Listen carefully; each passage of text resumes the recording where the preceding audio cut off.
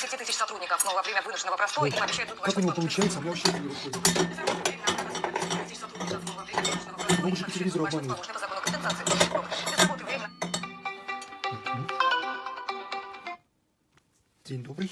Здравствуйте. Это ремонт стиральных машин? Да, все правильно. Да, у меня такая случилась поломка. Не крутит двигатель. Я уже вызвал газовую службу, ФСБ, КГБ, РНТВ даже приезжал ко мне. Но никто ничего не может помочь. А что за фирма? Марка Интенсив.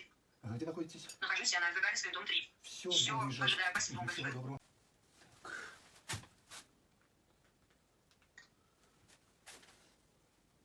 Да что, не берет, что теперь до него ехать, что ли?